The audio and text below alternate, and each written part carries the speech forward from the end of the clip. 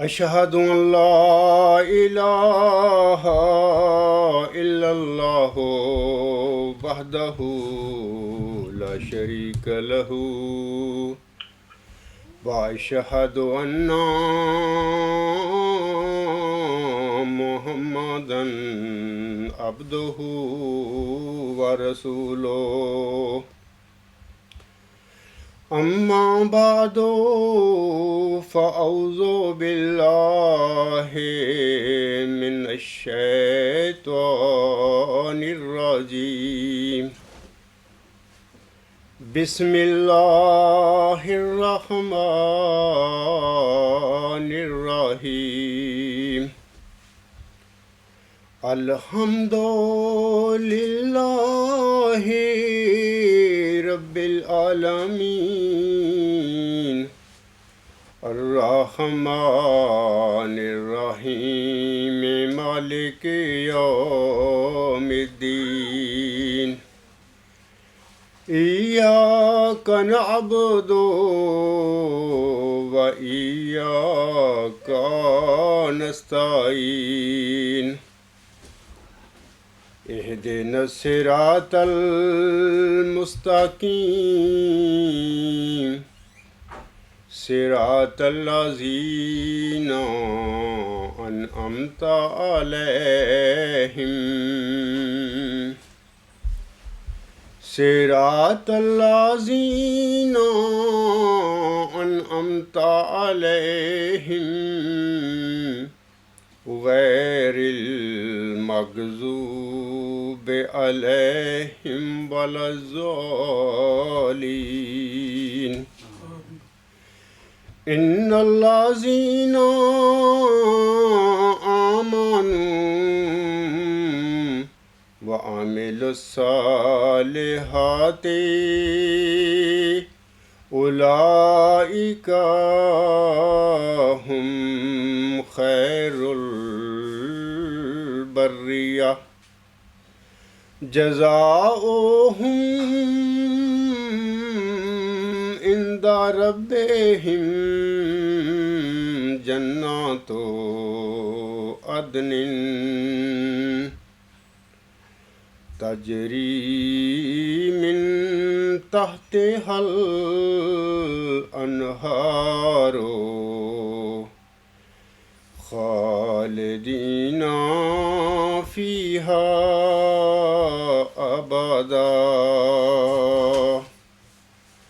رضی اللہ عنہم ورضوا عنہ ذالک لمن خشی ربہ۔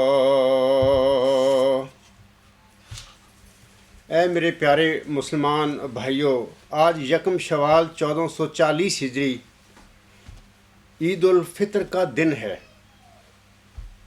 ہم اللہ تعالیٰ کا لاکھ لاکھ شکر ادا کرتے ہیں کہ اس نے رمضان کا مبارک مہینہ ہمارے نصیب فرمایا اور ہمیں ماہ رمضان کے روزے رکھنے کی بھی توفیق عطا فرمائی۔ ہم دعا گو ہیں کہ اللہ تعالیٰ تمام روزہ داروں کے روزے قبول فرما کر ان سب پر اپنی بخشش اور اپنی رحمت کی چادر لپیٹ دے، آمین۔ سامعین کرام، ہم پر اللہ تعالیٰ کے اتنے احسانات ہیں کہ ہم نہ ہی ان کا شمار کر سکتے ہیں اور نہ ہی ان کا شکر ادا کر سکتے ہیں۔ انہی احسانات میں عیدین کے 2 دن یعنی عید الفطر اور عید الاضحیٰ بھی شامل ہے جو اللہ تعالیٰ نے ہم مسلمانوں کو نصیب فرمائے ہیں۔ عید الفطر اسلامی اقدار اور دینی اور ملی روایات کی ایک حسین علامت ہے۔ عید کا لفظ 3 حروف کا مرکب ہے۔ اس کے لفظی اور اصطلاحی معنی بھی 3 ہی ہیں۔ اولاً عید کا لفظ عود سے نکلا ہے جس کے معنی واپس اور لوٹ کر آنے کے ہیں۔ چونکہ عید ہر سال واپس لوٹ کر آتی ہے، لہذا اسی مناسبت سے اسے عید کے نام سے موسوم کیا گیا ہے۔ عید کے ہی حوالہ سے لوٹنے کے ایک اور معنی یہ بھی ہیں سامعین کرام کہ بندہ جو اپنے پروردگار سے دور ہو گیا تھا، صراط مستقیم سے بھٹک گیا تھا اور اس نے سرکشی اور نافرمانی اختیار کی ہوئی تھی، اب رمضان المبارک میں ایک پورے مہینہ کی ٹریننگ کے بعد وہ اپنے رب کی طرف واپس لوٹ آیا ہے اور گناہوں سے تائب ہو کر خواہشات کا نہیں بلکہ صرف اور صرف اپنے اللہ کا بندہ بن کر زندگی گزارنے کا عہد کر رہا ہے۔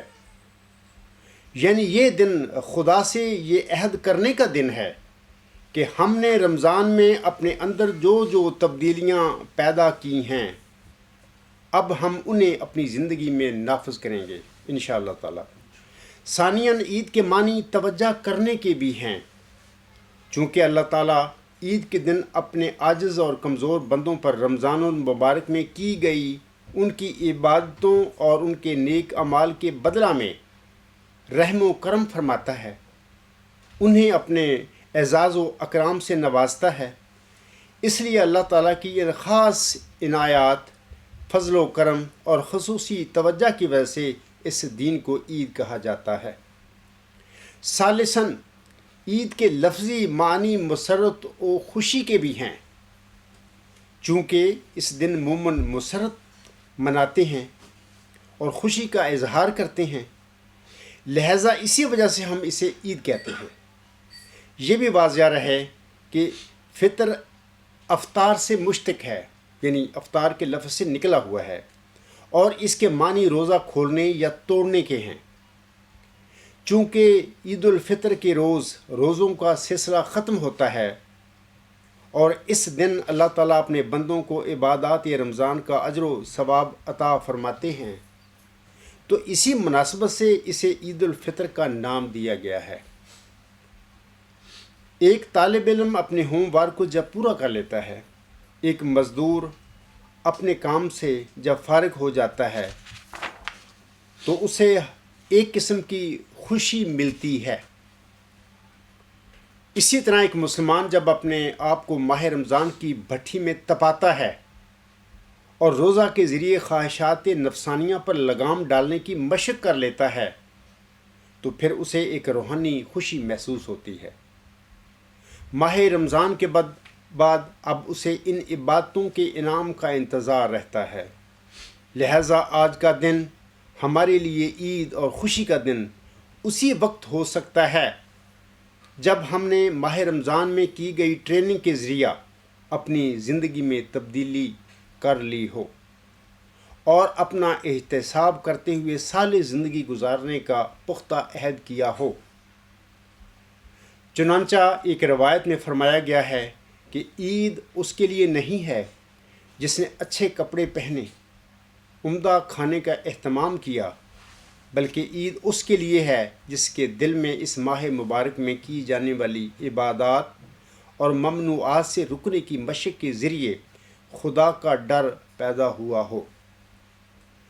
چنانچہ ایک حدیث میں آتا ہے، کعب رضی اللہ تعالی عنہ بن اجرا فرماتے ہیں کہ ایک دن حضور صلی اللہ علیہ وآلہ وسلم خطبہ دینے کے لیے ممبر پر چڑھ رہے تھے۔ جب آپ صلی اللہ علیہ وآلہ وسلم نے اپنے پہلے زینے پر قدم مبارک رکھا تو فرمایا آمین، پھر دوسرے زینے پر قدم رکھا تو فرمایا آمین، اور جب تیسرے زینے پر قدم رکھا تو بھی فرمایا آمین۔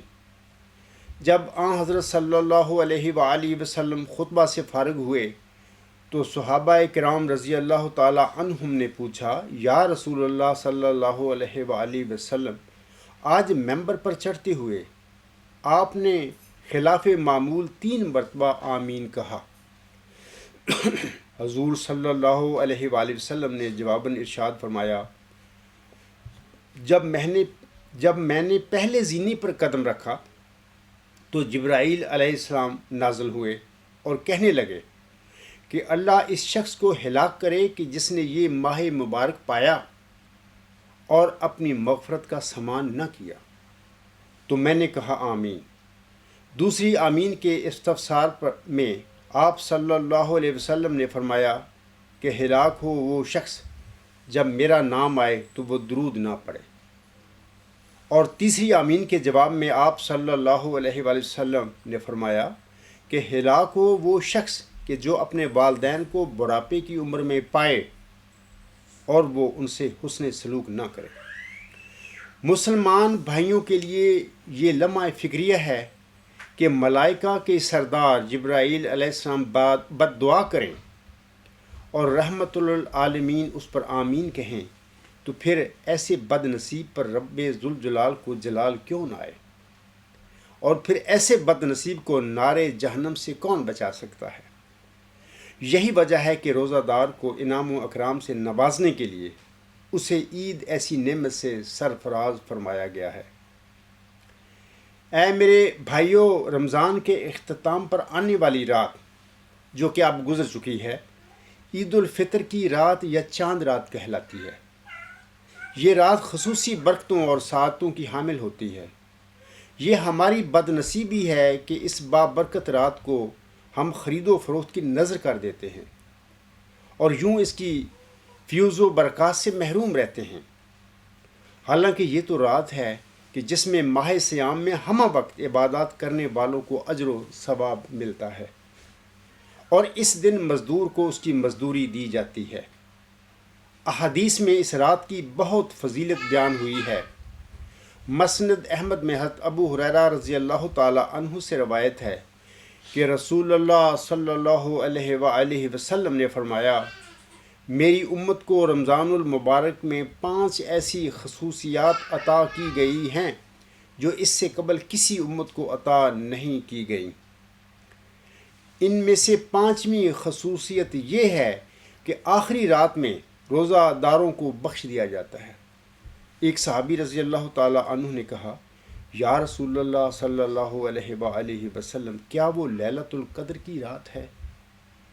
آپ صلی اللہ علیہ وآلہ وسلم نے فرمایا، نہیں، بلکہ جب مزدور اپنے کام سے فارغ ہوتا ہے تو اسے پورا اجر دے دیا جاتا ہے۔ اس آخری رات سے مراد عید الفطر کی رات ہے، اس لیے کہ اس رات روزہ کا عمل ختم ہوتا ہے اور اسی رات روزہ داروں کو ان کے اعمال کا اجر و ثواب مل جاتا ہے۔ مسلمان عید الفطر کے دن آپس میں خوشی سے گلے ملتے ہیں، ایک دوسرے کو عید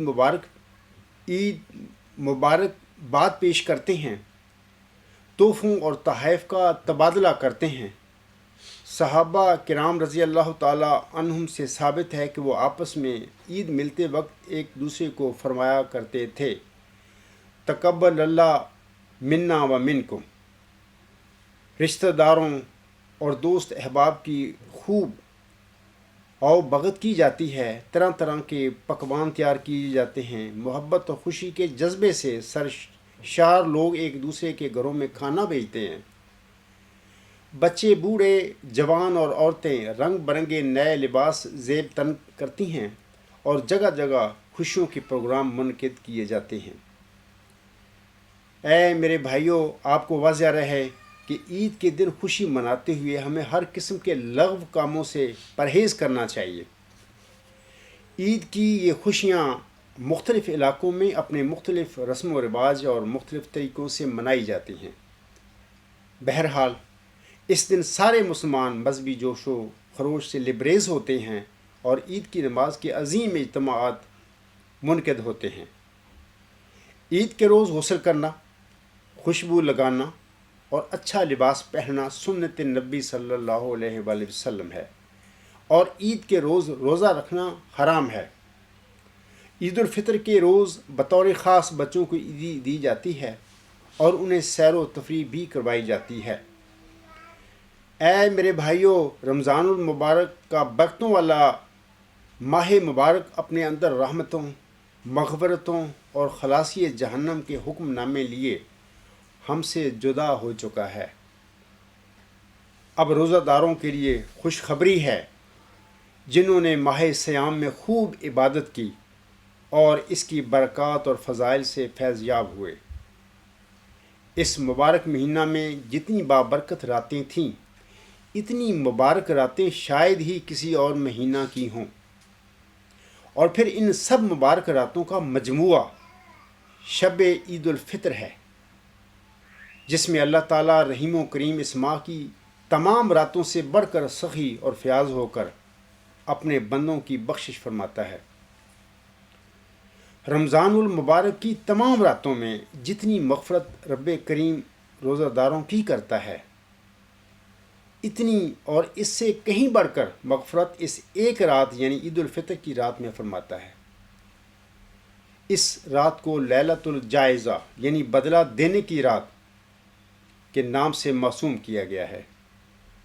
اس رات میں اللہ تعالیٰ روزہ داروں کو ماہ رمضان کی محنت، صبر، عبادات اور ریاضت کا بدلہ عطا فرماتا ہے۔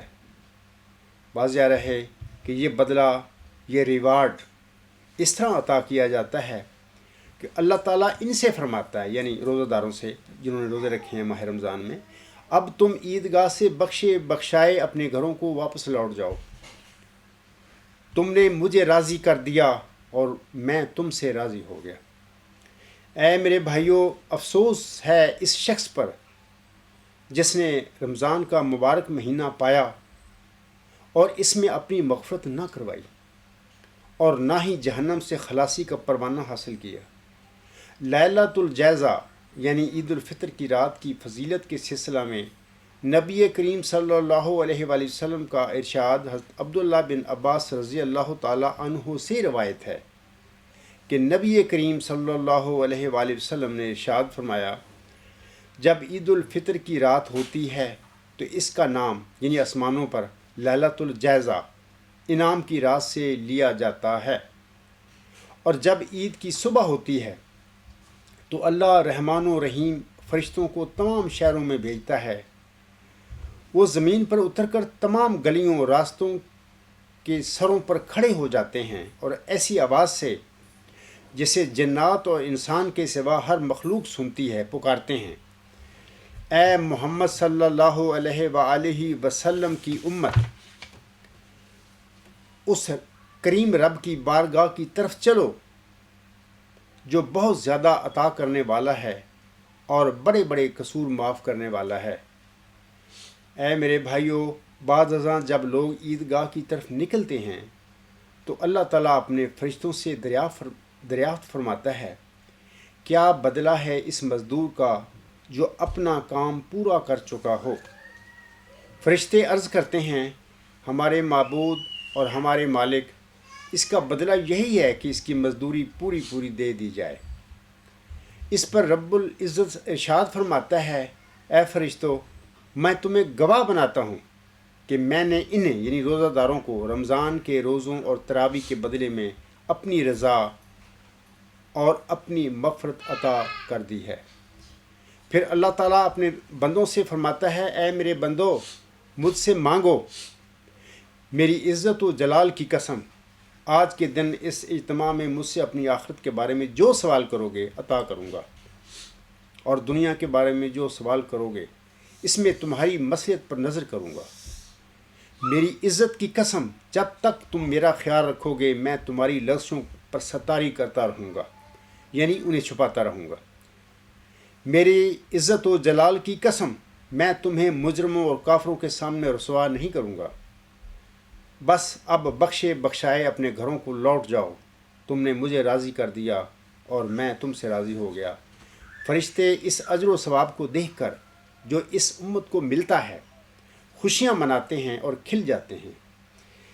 اے برادران اسلام، مذکورہ حدیث میں عید کی رات کو انعام کی رات سے تعبیر کیا گیا ہے۔ اس رات میں بزرگ و برتر رب کی طرف سے اپنے بندوں کو انعام و اکرام سے نوازا جاتا ہے، لہذا بندوں کو بھی چاہیے کہ وہ شب عید الفطر کی بے حد قدر کریں اور اس رات عبادت میں مشغول رہیں۔ نبی اکرم صلی اللہ علیہ وسلم کا ارشاد ہے کہ جو شخص ثواب کی نیت سے دونوں عیدوں کی راتوں میں جاگے اور عبادت میں مشغول رہے، اس کا دل اس دن نہیں مرے گا جس دن سب کے دل مر جائیں گے۔ اسی طرح ایک اور حدیث میں آتا ہے کہ جو شخص 5 راتوں میں عبادت کے لیے جاگے گا اس کے لیے جنت واجب ہو جائے گی۔ پہلی لیلۃ الترویہ 8 ذی الحجہ کی رات، دوسری لیلۃ العرفہ 9 ذی الحجہ کی رات، تیسری لیلۃ النحر 10 ذی الحجہ کی رات، چوتھی لیلۃ الجائزہ عید الفطر کی رات، اور پانچویں لیلۃ القدر۔ اے میرے مسلمان بھائیوں، عیدگاہ سے واپسی کا سفر دوسرے راستے سے کیا جائے۔ جس راستے سے عیدگاہ آئے تھے اس راستہ سے واپس نہ جائیں۔ یہ عمل بھی مسنون اور مستحب ہے، کیونکہ ہر گلی اور ہر راستے میں کھڑے ہو کر فرشتے اہل ایمان کے لیے دعا کرتے ہیں۔ عید الفطر کی رات کی فضیلت کے بعد سامعین کرام، اب خاکسار عید الفطر کے دن کی فضیلت کی طرف آتا ہے۔ سامعین کرام، عید الفطر کی رات کی طرح اس کے دن کی بھی بہت فضیلت ہے، اور یہ دن دعاؤں کی قبولیت کا دن ہے۔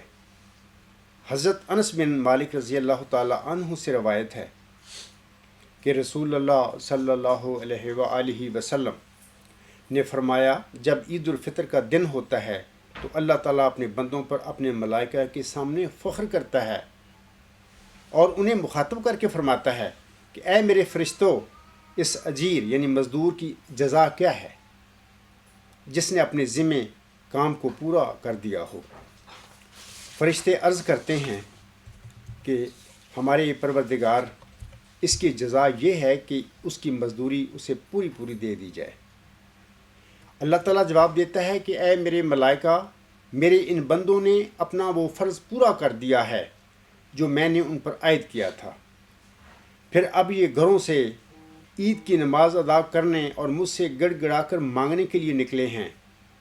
قسم ہے میری عزت اور میرے جلال کی، میرے کرم اور میری بلند شان کی اور میری بلند مقامی کی، میں ان کی دعائیں ضرور قبول کروں گا۔ پھر اللہ تعالیٰ اپنے بندوں کو مخاطب کر کے فرماتا ہے، جاؤ، میں نے تمہیں معاف کر دیا اور تمہاری برائیوں کو بھلائیوں میں بدل دیا۔ نبی کریم صلی اللہ علیہ وآلہ وسلم نے فرمایا، پھر وہ عیدگاہ سے اس حالت میں پلٹتے ہیں کہ انہیں معاف کر دیا جاتا ہے۔ سامعین کرام، عید الفطر ہمارے لیے بطور شکرانہ ہے، جس میں رنگ رلیوں میں پڑھنے کی بجائے ہمیں اپنا حساب کرنا چاہیے کہ ہم نے ماہ رمضان کی کتنی قدر کی ہے، اور پھر اس عہد کو خدا کے دربار میں دہرانے کا نام ہے کہ رمضان میں جو نقش ہماری زندگیوں میں چڑھا اور جو تبدیلیاں ہوئیں، اس کو آگے بھی ہم برقرار رکھیں گے، لہو و لعب اور گناہوں سے انہیں آلودہ نہیں کریں گے۔ اگر ہم نے ان سب چیزوں پر توجہ کی تو یہ عید نہ صرف ہمارے لیے خیر و برکت کا باعث ہوگی بلکہ ہماری زندگیوں کے لیے ایک انقلاب بھی ہوگا۔ لیکن عموماً یہ دیکھا جاتا ہے کہ عید کے دن کو ہمارا نوجوان طبقہ یوم آزادی کے طور پر مناتا ہے۔ وہ سمجھتے ہیں کہ آج رمضان کی پابندیوں سے آزادی کا دن ہے، بس عید کا چاند نکل گیا اور ہم سب آزاد ہو گئے۔ یاد رکھیں کہ شیطان آزاد ہوا ہے، ہم آزاد نہیں ہوئے، بلکہ ہم پر تو بھاری ذمہ داریاں عائد ہوتی ہیں۔ مسلمان تنہائیوں میں بھی خدا کا بندہ ہے اور بازاروں میں بھی محمد رسول اللہ صلی اللہ علیہ وآلہ وسلم کا غلام۔ دوسرے مذاہب کی طرح عید کے موقع پر بھی ہمیں رنگ رلیوں اور کھیل تماشوں کی اجازت نہیں دی گئی۔ دین اسلام میں خوشی کے موقع پر بھی ان چیزوں کی کوئی گنجائش نہیں ہے۔ دین اسلام کے ظہور سے پہلے سامعین کرام، زمانہ جاہلیت میں عربوں میں متعدد عیدوں کے منانے کا رواج تھا۔ بعض ان کی مکانی عیدیں ہوتی تھیں اور بعض زمانی اور یہ موسمی تہوار کے طور پر منائی جاتی تھیں۔ چنانچہ وہ اپنے 3 مشہور بتوں لات، منات اور عزا کے ناموں پر عید مناتے تھے۔ دور دراز کا سفر طے کر کے ان کے آگے نذرانے پیش کرتے۔ وہ شہر جو حرم اور میقات حج کی جہت میں تھے، ان تینوں بتوں میں سے ہر بت کسی نہ کسی شہر کے لیے مخصوص تھا۔ مثلا مکہ، مدینہ اور طائف تینوں شہر حرم کی جہت میں تھے۔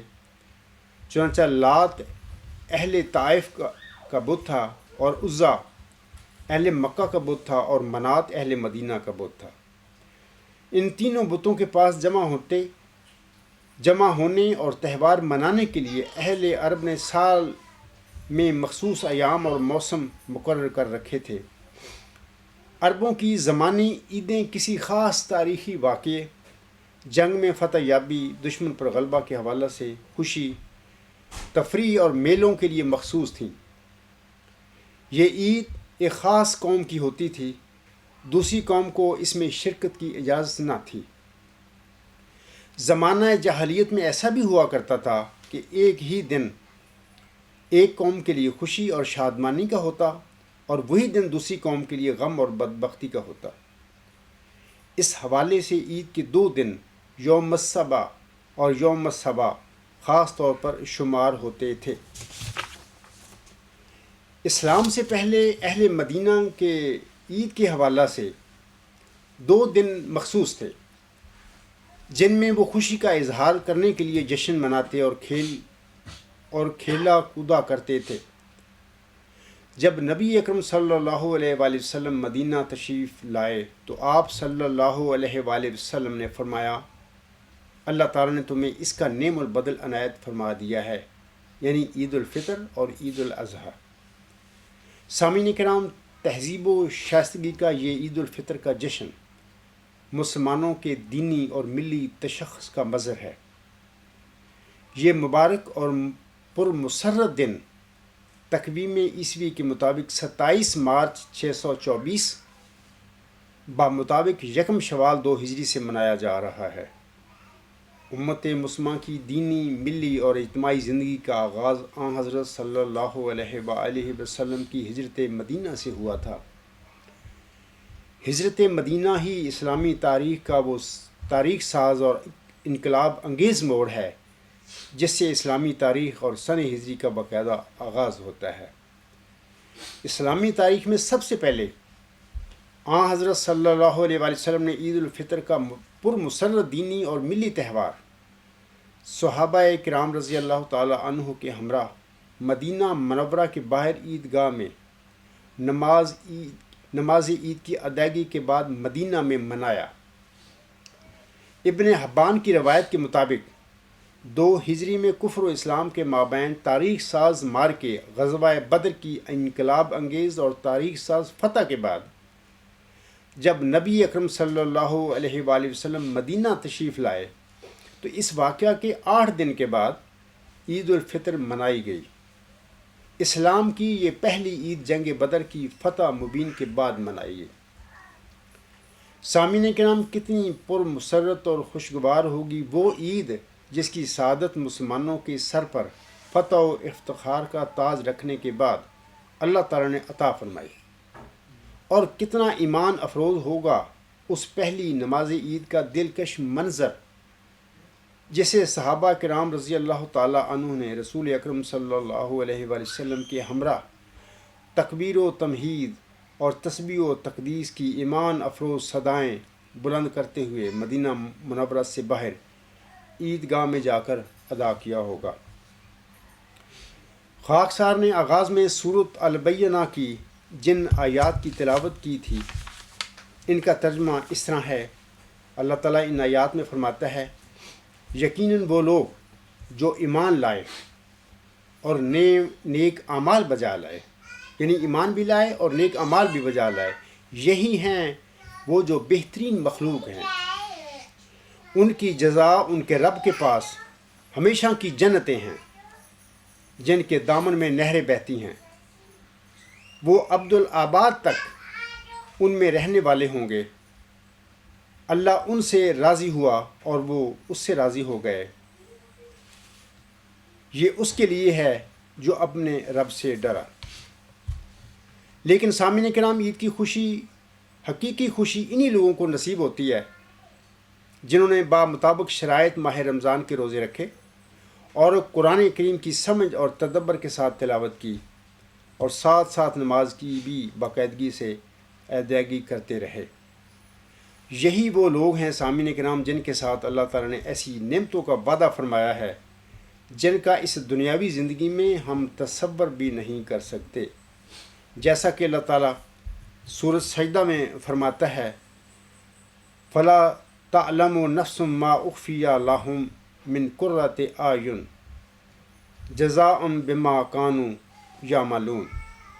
یہ سورۃ السجدہ کی آیت نمبر 18 ہے. اس میں اللہ فرماتا ہے اور کوئی شخص نہیں جانتا کہ ان یعنی مومنوں کے لیے ان کے اعمال کے بدلہ میں ان کے اعمال کے بدلہ کے طور پر کیا کیا آنکھیں ٹھنڈی کرنے والی چیزیں چھپا کر رکھی گئی ہیں. میں اب یہ جو الفاظ آئے ہیں فَلَا تَعْلَمُ نَفْسٌ مَّا أُخْفِيَ لَهُم مِّن قُرَّةِ أَعْيُنٍ اس سلسلے میں ایک حدیث پڑھ کر آپ سامعین کو سنانا چاہتا ہوں. یہ بخاری کی حدیث ہے. حدیقۃ الصالحین میں حدیث نمبر 9 کے طور پر یہ شائع شدہ ہے، صفحہ نمبر 837 پہ. حضرت ابو ہریرہ رضی اللہ تعالی عنہ بیان کرتے ہیں کہ آن حضرت صلی اللہ علیہ وسلم نے ایک دفعہ بتایا، اللہ تعالیٰ فرماتا ہے میں نے اپنے نیک بندوں کے لیے ایسی ایسی نعمتیں تیار کی ہوئی ہیں کہ جن کو نہ کسی آنکھ نے دیکھا نہ کسی کان نے سنا، بلکہ کسی انسان کے دل میں بھی ان کا خیال نہیں گزرا. اس کی تصدیق کے لیے اگر تم چاہو تو یہ آیت پڑھ لو، فَلَا تَعْلَمُ نَفْسٌ مَّا أُخْفِيَ لَهُم مِّن قُرَّةِ أَعْيُنٍ یعنی کوئی انسان آنکھ کو ٹھنڈک پہنچانے والی ان نعمتوں کو نہیں جانتا جو نیک لوگوں کے لیے اس کے خزانہ غیب میں پوشیدہ ہیں. اسی طرح مسلم کی ایک حدیث ہے، یہ بھی حدیقۃ الصالحین کی حدیث نمبر 901 کے طور پر شائع ہے، صفحہ نمبر 838. حضرت ابو سعید الخدری رضی اللہ تعالیٰ عنہ بیان کرتے ہیں کہ آن حضرت صلی اللہ علیہ وآلہ وسلم نے فرمایا، اللہ تعالیٰ اہل جنت کو کہے گا اے جنت کے رہنے والو، وہ جواب دیں گے اے ہمارے رب ہم حاضر ہیں، تمام سعادتیں تیرے پاس ہیں اور سب بلائیاں تیرے قبضے میں ہیں. اللہ تعالیٰ فرمائے گا کیا تم خوش ہو؟ جنت میں رہنے والے عرض کریں گے اے ہمارے رب ہم کیوں نہ خوش ہوں، تو نے ہمیں وہ کچھ دیا جو اپنی مخلوقات میں سے کسی کو نہیں دیا. پھر اللہ تعالیٰ فرمائے گا کیا میں تمہیں ان نعمتوں سے بہتر ایک اور نعمت نہ دوں؟ جنت والے کہیں گے ان سے بہتر اور کون سی نعمت ہو سکتی ہے؟ اللہ تعالیٰ فرمائے گا میں تم پر اپنی رضا نازل کروں گا، یعنی تم سے ہمیشہ کے لیے خوش ہو جاؤں گا اور اس کے بعد کبھی بھی تم سے ناراض نہیں ہوں گا. ایک اور حدیث اس طرح ہے کہ یہ بخاری کی ہے، حدیقۃ الصالحین حدیث نمبر 902 اور صفحہ نمبر 839 پہ ہے. حضرت عمر رضی اللہ تعالیٰ عنہ بیان کرتے ہیں کہ حضور علیہ الصلوۃ والسلام کے سامنے کچھ قیدی آئے. ان میں ایک عورت تھی، اس کے سینہ سے دودھ نکل رہا تھا. جیسے بچہ دودھ نہ پیے تو دودھ پستانوں میں بھر جاتا ہے، جب وہ کوئی بچہ دیکھتی اسے اپنے سینہ سے لگا لیتی اور دودھ پلاتی، یہاں تک کہ اس تلاش میں اسے اپنا بچہ مل گیا. وہ اطمینان سے بیٹھ کر اسے دودھ پلانے لگی. اس پر حضور علیہ الصلوۃ والسلام نے فرمایا کیا تم خیال کر سکتے ہو کہ یہ اپنے بچہ کو آگ میں پھینک دے گی؟ صحابہ رضی اللہ تعالیٰ عنہم نے عرض کیا جب تک اس کے لیے ممکن ہوا یہ اپنے بچہ کو آگ میں نہیں جانے دے گی. اس پر حضور علیہ السلام نے فرمایا اللہ تعالیٰ اپنے بندوں پر اس سے بھی زیادہ رحم کرتا ہے اور نہیں چاہتا کہ وہ دوزخ میں جائیں. سامعین کرام، اگر صرف کھانا پینا اور نئے نئے کپڑے پہننا ہی عید ہوتا تو لوگ سال میں 365 عیدیں بھی بخوشی مناتے اور ایسی عیدیں منانا ان کے لیے کوئی مشکل نہ ہوتا. یہ چیزیں یعنی نئے نئے کپڑے پہننا اور عمدہ کھانے کھانا تو بطور نشانی اور علامت کے ہے، تاکہ ہم عید کے دن اور عمومی دنوں میں فرق کر سکیں. اصلی اور حقیقی عید تو اللہ تعالیٰ کا ایک فرض بجا لانے میں ہوتی ہے. عید الفطر کے حوالہ سے حضرت عبد القادر جیلانی رحمہ اللہ کا قول ہے کہ عید ان کی نہیں جنہوں نے عمدہ لباس سے اپنے آپ کو آراستہ کیا، بلکہ عید ان کی ہے جو اللہ تعالیٰ کی پکڑ سے بچ گئے اور اس کے عذاب و عطاب سے ڈر گئے ہیں. عید ان کی نہیں جنہوں نے اب بہت زیادہ خوشیاں منائیں، بلکہ عید تو ان کی ہے جنہوں نے اپنے گناہوں سے توبہ کی اور اس پر قائم رہے. عید ان کی نہیں جنہوں نے بڑی بڑی دیگیں چڑھائیں اور دسترخوان آراستہ کیے، بلکہ عید تو ان کی ہے جنہوں نے نیک بننے کی کوشش کی اور سعادت حاصل کی۔ عید ان کی نہیں جو دنیاوی زیب و زینت اور آرائش و زیبائش کے ساتھ گھروں سے نکلے، بلکہ عید تو ان کی ہے جنہوں نے تقوی، پرہیزگاری اور خوف خدا اختیار کیا۔ عید ان کی نہیں جنہوں نے اپنے گھروں میں چراغاں کیا، بلکہ عید تو ان کی ہے جنہوں نے جو دوزخ کے پل سے گزر گئے۔ اسی طرح حضرت علی رضی اللہ تعالیٰ عنہ نے عید مبارک دینے کے لیے آنے والوں سے فرمایا، عید تو ان کی ہے جو عذاب آخرت اور مرنے کے بعد کی سزا سے نجات پا چکے ہیں۔ اسی طرح ایک دفعہ حضرت عمر رضی اللہ تعالیٰ عنہ بن خطاب کے دور خلافت میں لوگ عید کے روز آپ رضی اللہ تعالیٰ عنہ کے پاس آئے تو دیکھا کہ وہ گھر کا دروازہ بند کیے زاروں قطار رو رہے ہیں۔ لوگوں نے عرض کیا، امیر المومنین، آج تو عید کا دن ہے اور آپ رضی اللہ تعالیٰ عنہ رو رہے ہیں۔ حضرت عمر رضی اللہ تعالیٰ عنہ نے جواب دیا، لوگوں، یہ دن عید کا بھی ہے اور وعید کا بھی ہے۔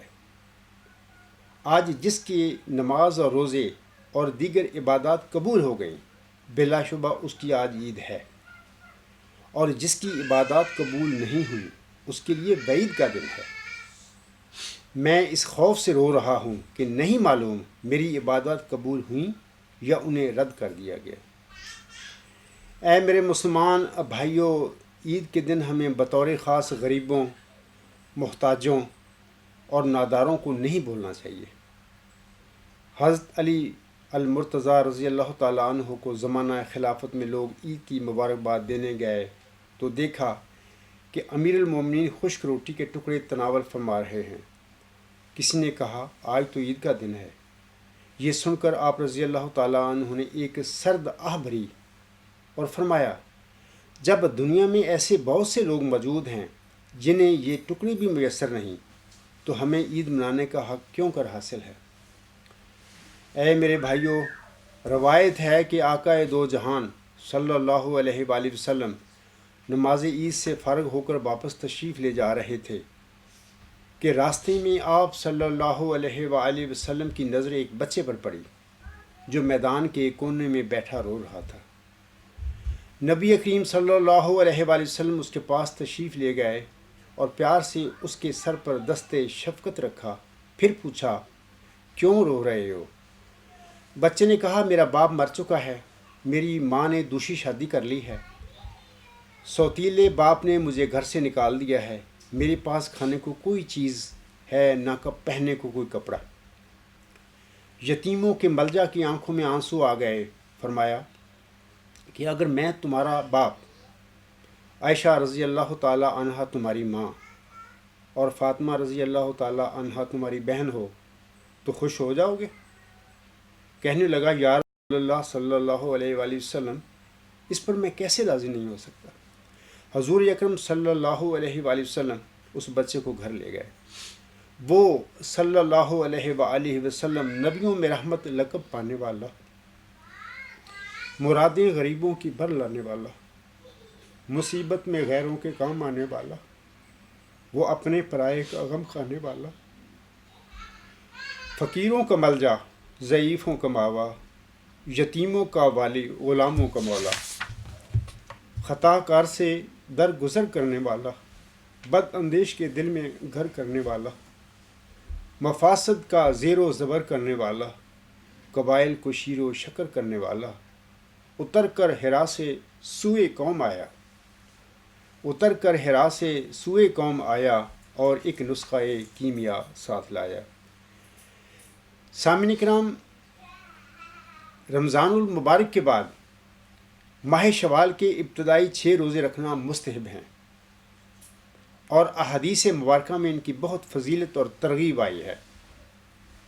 مسلم کتاب الصیام میں حضرت ابو ایوب رضی اللہ تعالیٰ عنہ کی طرف سے روایت ہے کہ نبی اکرم صلی اللہ علیہ وآلہ وسلم نے ارشاد فرمایا ہے، جو شخص رمضان کے روزے رکھے اور اس کے بعد عید کا دن چھوڑ کر شوال کے بھی 6 روزے رکھے، اس کو اتنا ثواب ملتا ہے جیسے اس نے سال بھر کے روزے رکھے ہوں، کیونکہ ایک روزے کا 10 گنا ثواب ملتا ہے، اور اس طرح 36 روزوں کا 360 گنا ثواب ملے گا۔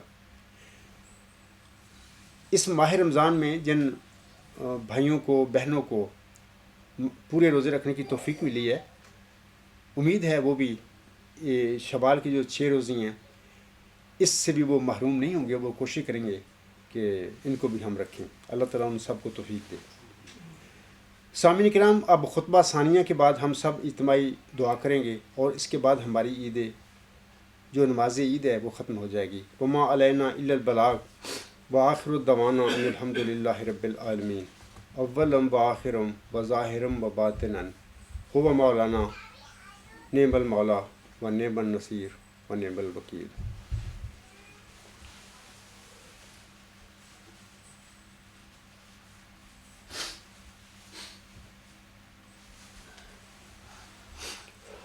الحمد للہ الحمد للہ نحمدہ ونستعینہ ونستغفرہ ونؤمن بہ ونتوکل علیہ ونعوذ باللہ من شرور انفسنا ومن سیئات اعمالنا، من یہدہ اللہ فلا مضل لہ ومن یضللہ فلا ہادی لہ، ونشہد ان لا الہ الا اللہ ونشہد ان محمدا عبدہ ورسولہ۔